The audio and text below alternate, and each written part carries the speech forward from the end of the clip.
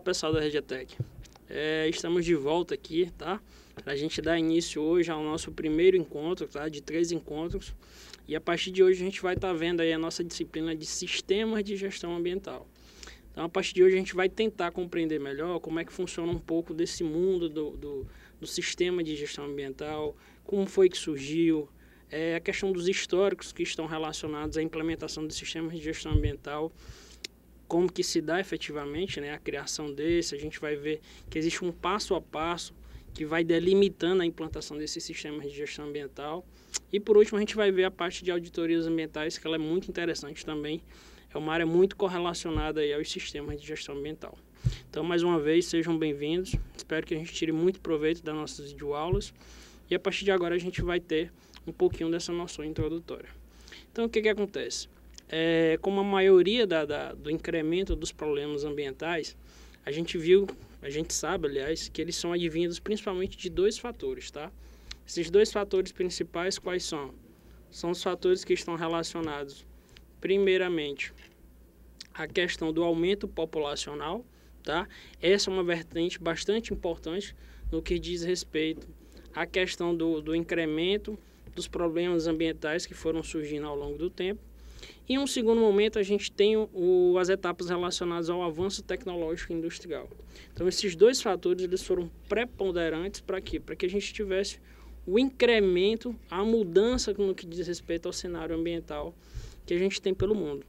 Então, o que acontece? Quando a gente vai tentar compreender um pouquinho dessa evolução desse gerenciamento ambiental, esses 2 fatores são preponderantes. O primeiro, por quê? Porque quanto mais pessoas, a gente vai ter um incremento e uma probabilidade, uma potencialidade maior da gente ter aí a alusão de alguns problemas ambientais.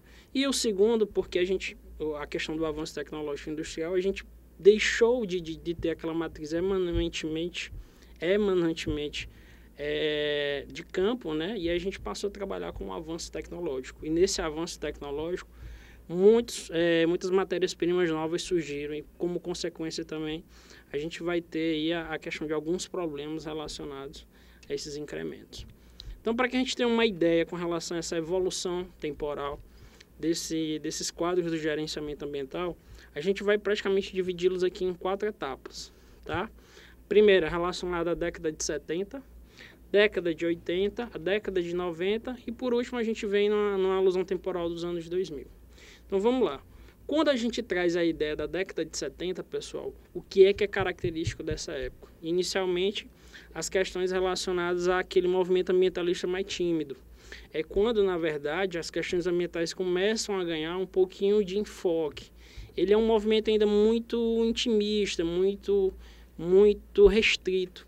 Mas é a partir da década de 70 que a gente vai ter construções significativas para que a gente chegasse ao cenário, que é o cenário que a gente tem hoje com relação a algumas questões ambientais. Então, o que marca os anos 70? Primeiro, a introdução das questões relacionadas ao controle de poluição. Então, nessa década, a gente passou a ter o incremento de alguns equipamentos que vão auxiliar, tá? Vão auxiliar o homem no sentido com relação ao controle de poluição.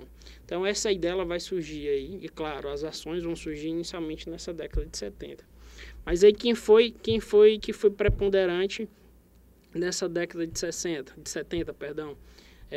As empresas americanas, como grande parte de algumas coisas, elas saíram na frente nessa corrida ambiental, vamos dizer assim. Então, o que a gente tem como destaque dessas empresas e também com relação ao destaque dessa década, desse tempo? Então, o primeiro aspecto a gente traz aqui a questão do rigor legislacional, tá?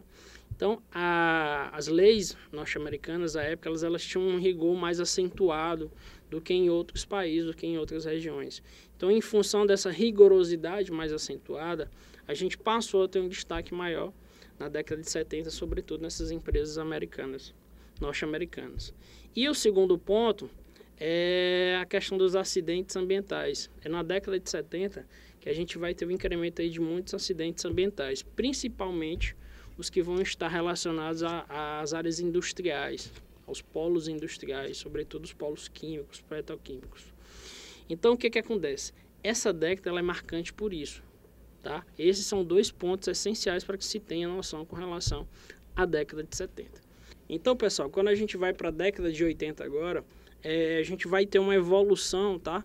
Com relação a alguns pontos, em relação a esses questionamentos, as possibilidades de solução desses problemas ambientais. Então, inicialmente, a gente tem a implantação daquela política dos 3 R's. Não sei se vocês já ouviram falar, acredito que sim. Que o que é que acontece? Essa ideia de se tentar sensibilizar, tá, as indústrias com relação a, primeiro, você ter a questão da redução com relação a insumos e produtos e também resíduos nas áreas. Então, são as políticas de redução, reutilização e reciclagem. Então, esses 3 pontos são preponderantes na década de 80, quando a gente começa a ter o incremento dessa ideia da questão da política e dos 3 R's, tá? E um segundo fator que é muito marcante, sobretudo na indústria química, é porque na década de 80 que a gente vai ter a implementação do Programa de Atuação Responsável. Então, esse programa, ele nasceu no Canadá, tá? Também com o nome de Responsible Care. Então, esse programa, ele visou justamente o quê? É uma espécie de acompanhamento da indústria. É como se fosse um próprio sistema de gestão ambiental. Só que ele, na verdade, tem um enfoque mais industrial, principalmente voltado para a indústria química. Então, o Canadá, ele saiu na frente com relação a essa ação da utilização desse programa, tá? Que no caso é o Programa de Atuação Responsável. Então, a década de 80 ela é marcante por isso, sobretudo por esses 2 fatores. Avançando mais um pouco na década de 90, a gente tem duas outras situações que também são muito importantes, que é a introdução das políticas de prevenção ambiental. É a partir de 90 que a gente vai passar a ter um pouco dessa noção de prevenção, tá? Prevenir os atos. E aí, sobretudo, também a questão do fortalecimento das exigências do mercado empresarial. Mas o que é que eu estou querendo dizer com isso? É que nesse pós-década de 90, que a gente vai ter começar aquela ideiazinha da questão do marketing verde. Claro que o seu berço, o seu início se deu em anos anteriores, mas a efetivação, a cobrança maior, o surgimento dessa exigência de mercado, ela vai justamente o quê? Ela vai ser um aliado à implantação dos sistemas de gestão ambiental. O mercado vai me fazer uma exigência que vai somar com o quê? Com o meu sistema de gestão ambiental. Então, quando eu consigo unir essas 2 situações, eu vou conseguir justamente levar a minha empresa a um patamar maior no mercado. E aí é essa a ideia que se tem com relação a esse fortalecimento das exigências de mercado. Por quê? Porque uma empresa que tem uma boa visão no mercado, ela sai de certa forma na frente. Ela tem um diferencial com relação às outras empresas. E no ano 2000, a gente vai passar a ter ideia aí com relação ao que a gente chama de gerenciamento integrado, tá? Então, a gente vai ver que da implementação do sistema de gestão ambiental, ele vai começar a se integralizar com várias outras formas de sistema de gestão. No caso, por exemplo, a gente teria a ISO 9001, que ela vai falar um pouquinho sobre a questão da qualidade dos produtos. Então, na década de 2000, os estudiosos, as empresas em geral, elas começaram a perceber que é possível aliar a ideia de um sistema de gestão ambiental com outras variáveis. Então, é a integração dessas áreas que vai me permitir o quê? Um fortalecimento da minha empresa. Então, eu não vou ter aquela visão incentista. Eu vou tentar ver holisticamente, por completo, pelo todo. Então, essa ideia, a partir dos anos 2000, é o que vai justamente trazer essa ideia de gerenciamento integrado. Eu vou integralizar as áreas para que eu possa justamente ter um sistema de gestão ambiental mais efetivo, tá? Então, basicamente, a gente tem nessa corrida aí com relação às indústrias, tá? Principalmente no setor industrial, é daí que advém as maiores necessidades do sistema de gestão ambiental, da implementação desse sistema de gestão ambiental. Então, basicamente, a gente vai ter 3 linhas que estão relacionadas à década de 70, 80 e 90. A primeira vertente, a gente fala que é aquela vertente em que ela tinha como principalmente característica principal, ela observar esse aspecto que a gente chama o quê? De controle de fim de linha. Então, a indústria, naquele tempo, ela tinha preocupação com o final. Tanto que a gente vê o destaquezinho aqui na ilustração. Então, essa ideia, ela era justamente, a preocupação que se tinha era justamente com o final. Essa visão de análise ambiental de um determinado setor, ela era mais restrita ao final. Se esquecia-se um pouco da visão um pouco mais por completo do setor industrial. Quando a gente vai para a década de 80, que a gente tem a implementação da política lá, da tentativa daquela política dos 3 R's, a gente vai observar que a empresa agora ela passa a ter uma visão mais interior. Ela quer tentar entender de que forma que o meu interior, como que ele vai estar funcionando. Então, de que forma eu vou poder reaproveitar, de que forma eu vou analisar a minha cadeia. É daí que vem a ideia do que a gente chama de análise de ciclo de vida, ou ACV. Então, todas essas ideias foram somando justamente o quê? Uma visão diferenciada nas empresas. Então, ela passou a ter um outro enfoque, um enfoque mais interno, tá? E por último ponto, a gente vai ter, na década de 90, uma visão que ela vai tentar o quê? Ter essa visão mais de prevenção da poluição. Então, essa década de 90, ela vai ser marcante em função disso. Ela vai tentar agora ter uma visão do todo. E o todo vai compreender as minhas etapas finais e a minha etapa de gerenciamento, as minhas etapas internas dentro da minha empresa. Tá?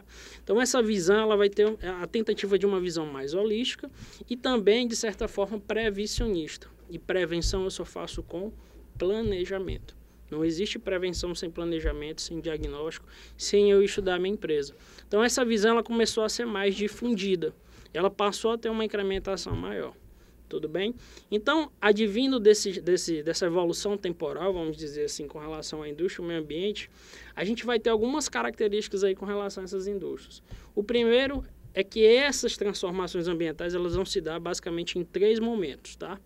O primeiro momento, essas empresas, no que diz respeito a essa tentativa de mudança de visão ambiental, nesse primeiro momento, essa tentativa ela vai se restringir basicamente a um aspecto, que é o cumprimento das exigências legais e normativas. Como a gente falou, inicialmente lá nas décadas de 70, 80, essas políticas elas foram surgindo sobretudo pelas leis norte-americanas, elas tinham um rigor maior. E, de certa forma, esse modelo ele foi sendo copiado pelo mundo. Então, o que acontece? Nesse primeiro momento, as empresas elas tentavam o quê? Se adaptar a essa exigência legislacional. Eu tentava fazer o cumprimento dessas exigências legais e normativas. Em um segundo momento, o que a gente vai ter como característica dessas transformações ambientais dentro do meio industrial? Então, a gente vai ter a integração de uma função gerencial de controle de poluição. Então, eu estou saindo do aspecto que vai tratar exclusivamente da parte legislacional e estou começando a trabalhar com a ideia de controle de poluição. Eu vou começar a trabalhar a ideia do que é o meu empreendimento, do que é a minha atividade, e aí vou tentar entender como é que se dá esse gerenciamento, tá? E o terceiro momento vai ser justamente o momento da implantação de um sistema, de um modelo que vai me permitir estudar tudo isso. Qual que é esse sistema? Quem é que vai me permitir avaliar toda a minha cadeia, como é que se dá a minha empresa, qual que é a política da minha empresa, qual que é a função, o que é que ela tem como meta. É justamente o que é a implantação da gestão ambiental. Tá? Então, essas características são muito inerentes a esses momentos. Só um detalhe. O último momento também, ele vem trazer uma alusão com relação à ênfase de prevenção e de quê? De degradação ambiental.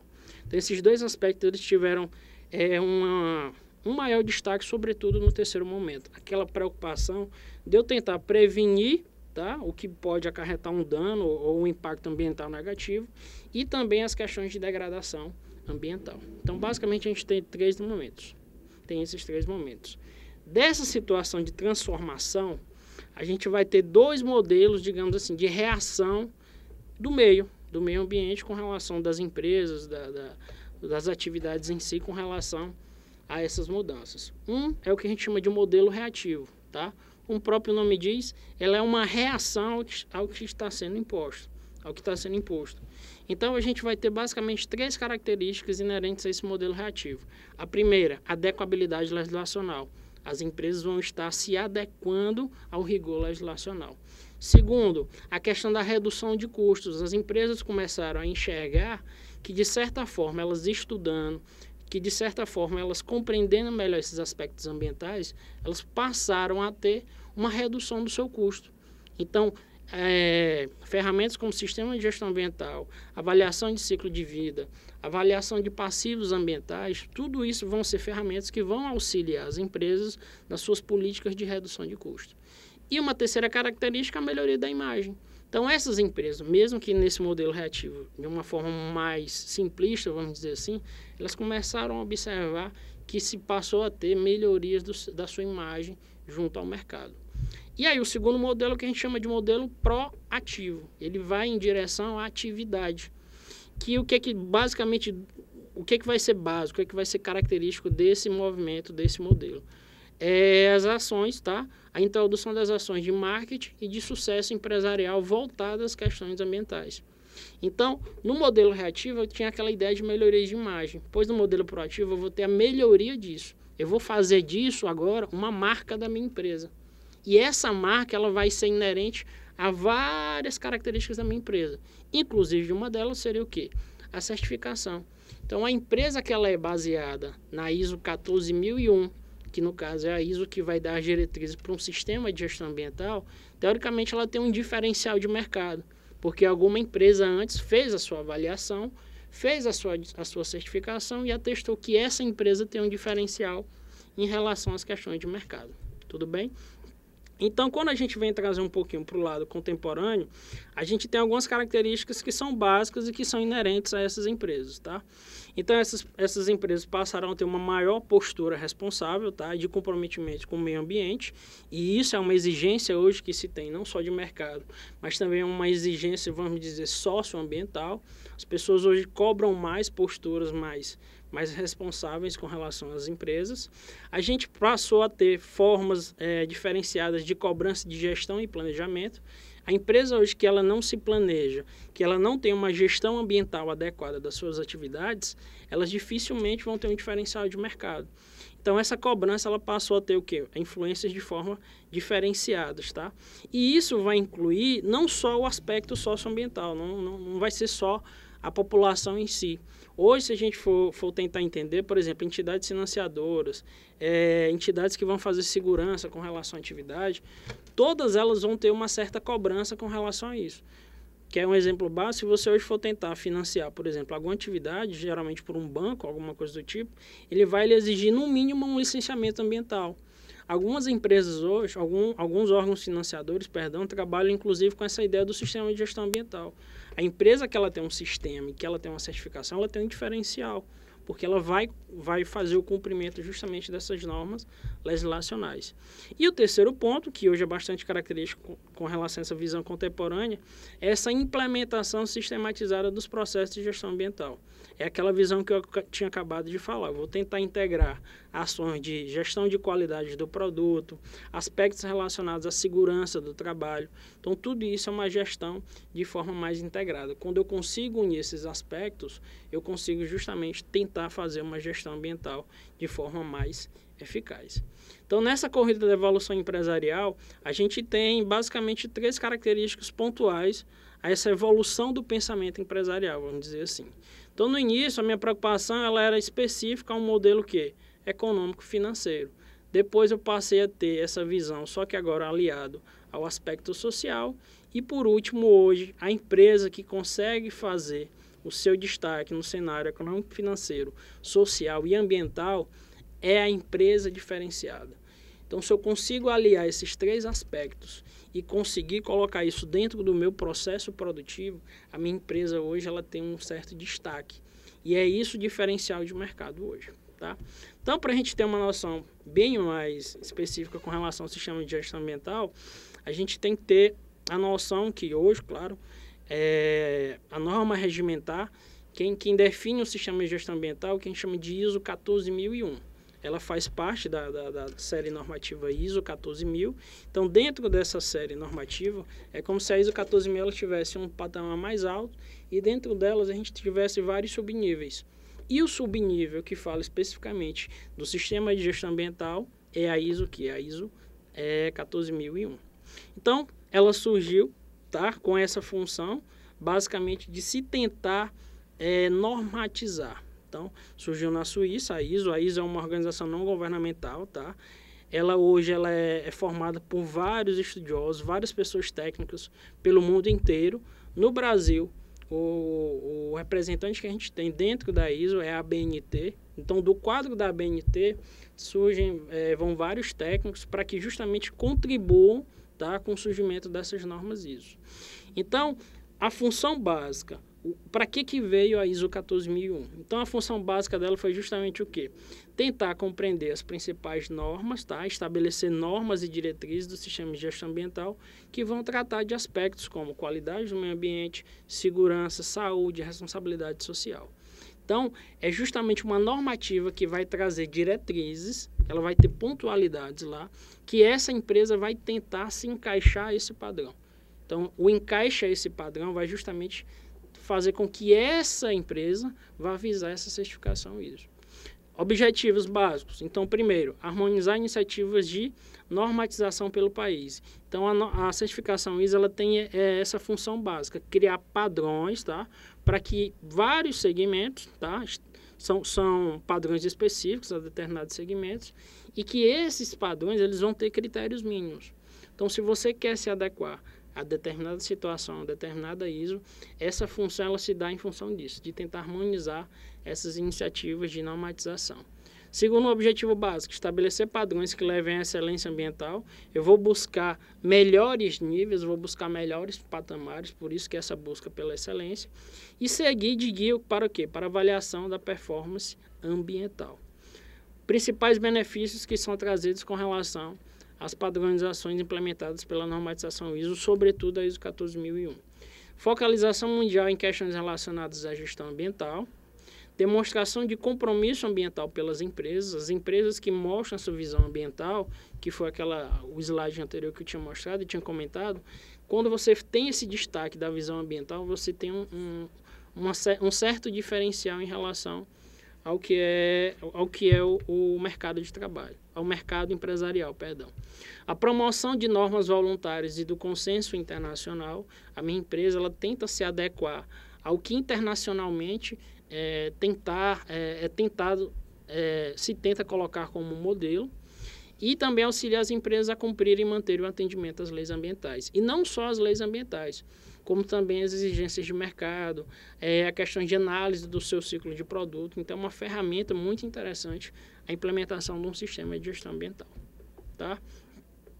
Então, basicamente, a ISO 14001 ela surgiu dentro dessas perspectivas. Tá?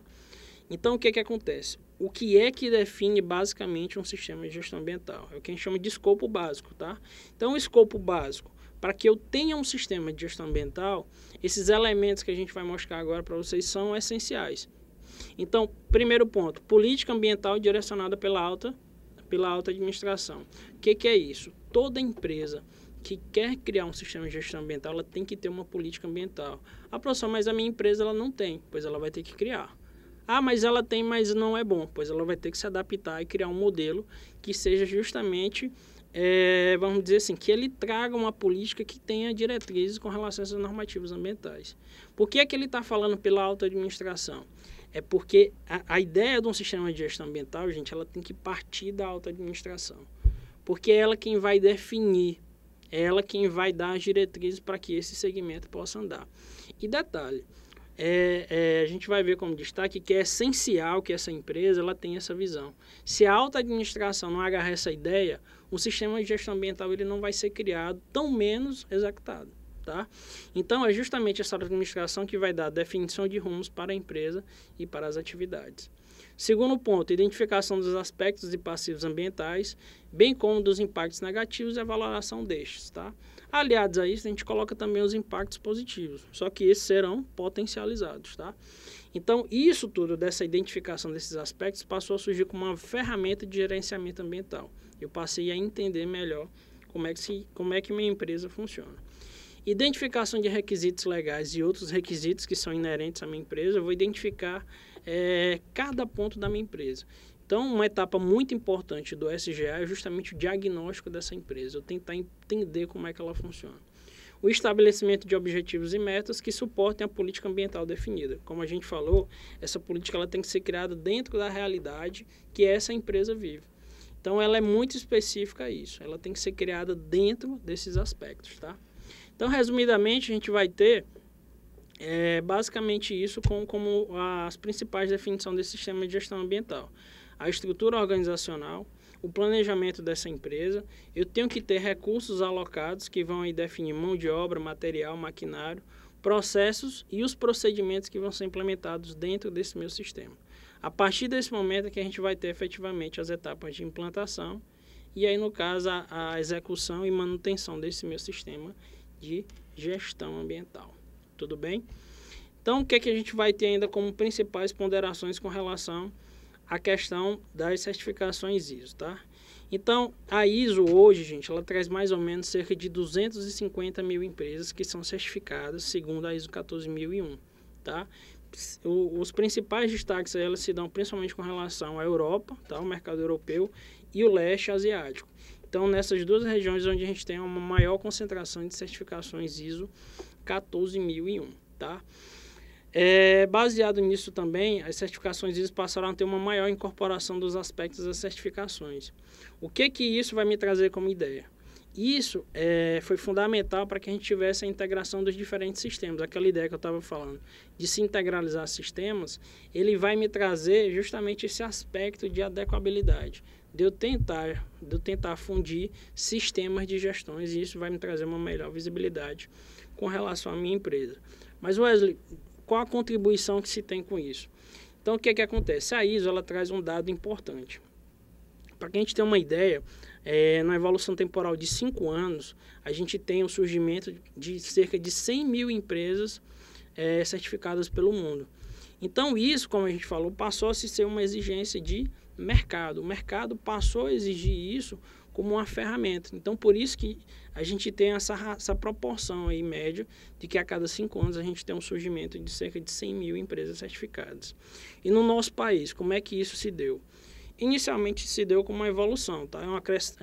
A gente pode chamar de uma crescente evolução no nosso país, porque o Brasil entrou no mercado internacional. E para que ele entrasse efetivamente, a gente passou a ter essa cobrança com relação a essas questões de certificação ISO. E aliado a isso, como define Oliveira, a gente passou a ter um amadurecimento dessas questões empresariais voltado a uma gestão mais sustentável. Então isso também foi importante e foi essencial para que a gente tivesse a implementação de certificações ISO dentro do país. Para que a gente tenha também só uma noção rápida com relação à importância dessa certificação, se a gente observar bem aqui, pessoal, a gente vem trazer, por exemplo, um aumento com relação às certificações ISO no mundo, tá? Então, em julho de 2001, a gente tinha mais ou menos cerca de 30 mil empresas que elas eram certificadas no mundo. E quais os benefícios que a gente tem? A gente tem um exemplo básico aqui de um sistema que foi feito pela Boreal Veritas, que ele traz justamente os benefícios disso.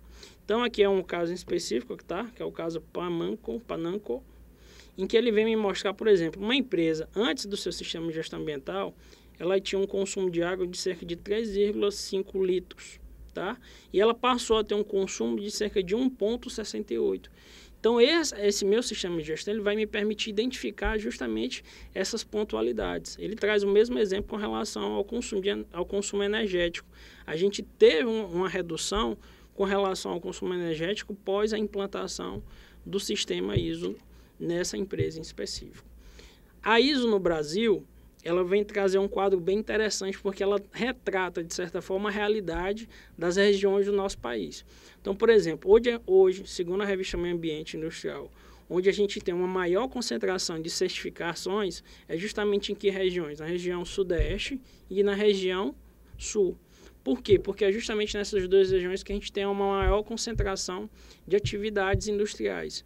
Então, devido a essa exigência de mercado, vocês estão vendo aí no slide do lado, o percentual, principalmente dos estados que vão trazer essa cobrança com relação às certificações.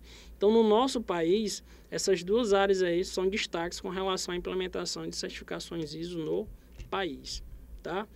Para que a gente tenha também uma ideia com relação a que tipo de indústria, a gente tem destaques com relação às certificações. Então, dentro do cenário brasileiro, os destaques se dão principalmente para o setor automotivo e o setor petroquímico e químico. Então, são as 3 áreas que possuem os maiores números de certificação. São justamente esses 3 setores dentro do nosso país. Então, essa ideia de incorporação dessa certificação, ela vai se aliar justamente a essa exigência de mercado. E essas empresas que a gente está falando desses setores são destaques hoje no país e também fora. Então, essa exigência de mercado fez justamente com que eu tivesse essa cobrança com relação à ISO 14001. É daí que vem justamente um incremento, o aumento do número das certificações ISO dentro do país. E por último aqui, só para questão de curiosidade, a gente tem alguns certificadores que trabalham hoje dentro do país, tá? E que de certa forma a gente tem destaque aí, como vocês estão vendo no slide aí, para Brevet QI, tá? E para DET NEC North, que ela vem justamente falar, são as duas maiores certificadoras no Brasil, que trabalham hoje, não só com ISO 14001, mas dentro do país a gente tem esse percentual aí, com relação a essas duas certificadoras, que são as mais atuantes hoje dentro do país. Tudo bem?